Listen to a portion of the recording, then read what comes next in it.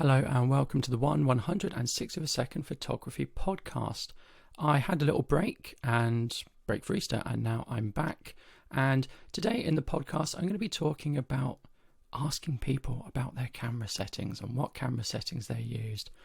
Oh, I hate that, but I almost did it. So let me tell you what happened. I'm at work. I'm back from Easter. I'm back at work. We're all working remotely. And one of my work colleagues shared a photo. And this photo was really good.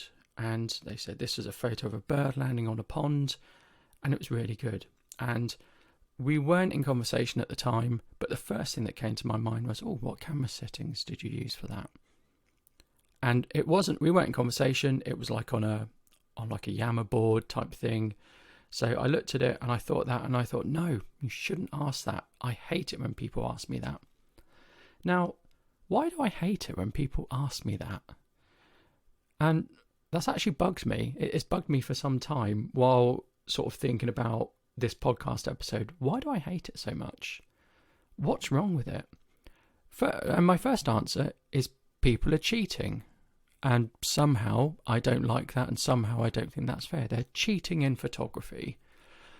And then I sort of think that's ridiculous because, one, I'm not the photography police. I don't police people, and people are free to do what they want in photography, as long as they don't break any laws, really, or steal my stuff. That's the one thing I do hate. So what's my problem with cheating? And the other thing is, if someone wants to cheat, they can just put the camera to auto. And I wouldn't mind that. And the reason I don't mind that is because they probably won't get good results. So they'll take a shortcut by putting it into auto and they'll get shortcutted results. And somehow I'm happy with that, as ridiculous as that seems. So I'm okay with them putting it in auto. I'm a little annoyed if they ask me what it was that I used, what camera settings I used. So I guess it's because I've put lots of work into working out how to do photography. No one's shown me how to do photography. Well, that's not quite true because I've watched YouTube tutorials. So someone has shown me, but I haven't gone to school. I haven't got a photography degree.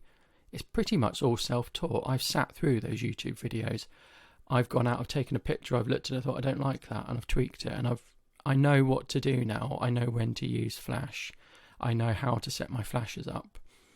And I've actually taught people how to do photography based on what I know. I've taught people flash photography. That's one thing I do occasionally. I go and teach people flash photography in tutorials.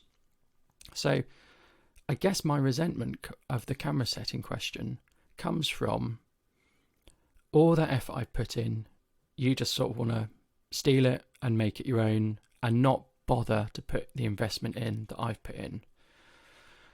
Is that a righteous thing to do? Is that the correct thing to do? Is that a silly thing? I don't know. That's just how I feel. But it's the whole thing of this picture and asking about the camera settings really got me thinking. So as a photographer, you should be able to look at a picture. I do apologise if there's a dog barking in the background.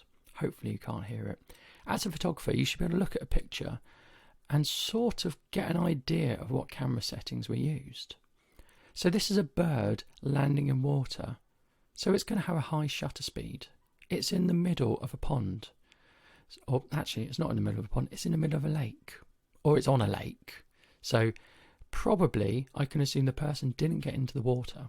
Because if they did, the bird wouldn't land near them. So they've probably got a telephoto lens. They've got a very fast shutter speed. And it's going to be really fast shooting with a telephoto anyway. We're going to be going well above the reciprocal rule. So for those who don't know, the reciprocal rule is 1 over your focal length. So if you're shooting with a 50mm lens, then if you shoot above 1/50 of a second, you shouldn't see any blur or motion shake due to holding it with your hand. That's the idea. So if I've got a 200mm telephoto lens, I have to go over 1/200th of a second. In reality, you need to go a little bit higher than that. You need to go past the reciprocal rule when you're using telephoto lenses. So I know it's a telephoto, I know it's a high shutter speed, I know the aperture is going to be probably no higher than f5.6. It doesn't look blurred, and I know when we shoot telephoto, we get compression. So you can shoot at f8 and still get a blurry background with a telephoto lens. That's one of the nice things about telephoto lenses.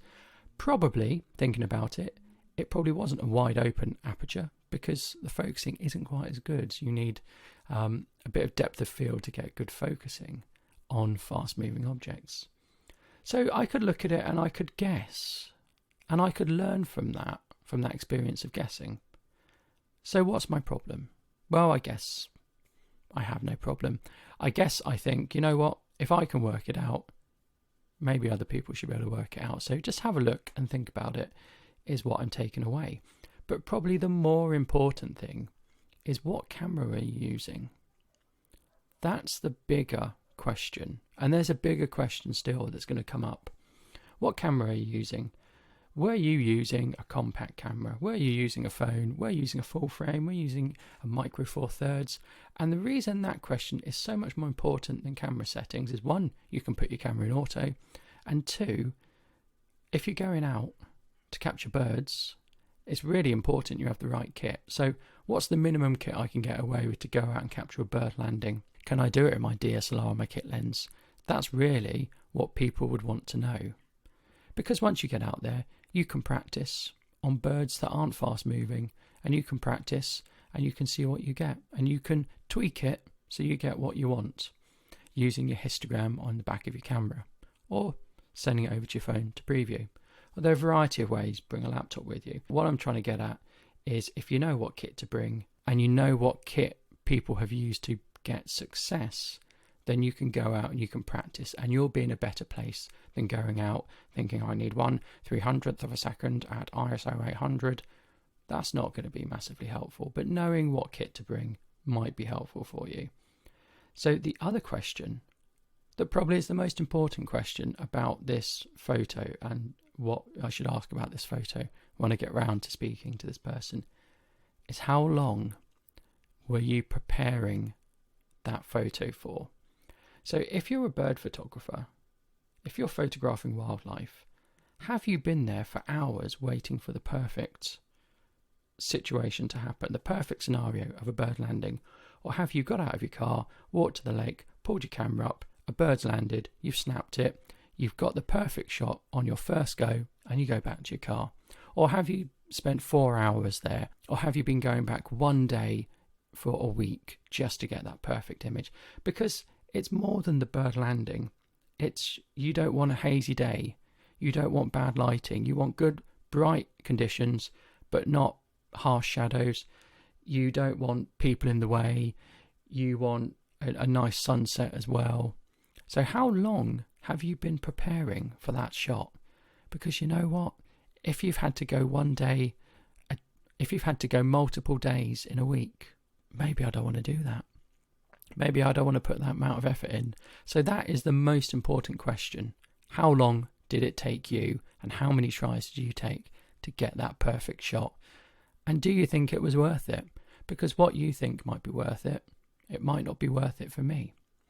So anyway, that's my rather rambling thoughts on what camera settings do you use, sparked by seeing a really good image that someone shared at my workplace. But do let me know, have you sort of got any odd quirks that things really annoy you in photography and you just hate, your pet peeves? Am I just fussing over nothing, as is probably the case in most of my episodes? Or do you agree?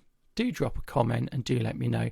And again, I'd really appreciate it if you could like my Instagram page, and there will be a link in the description to my Instagram page. Anyway, whatever you're doing, stay safe, keep shooting, and I'll see you next time. Goodbye.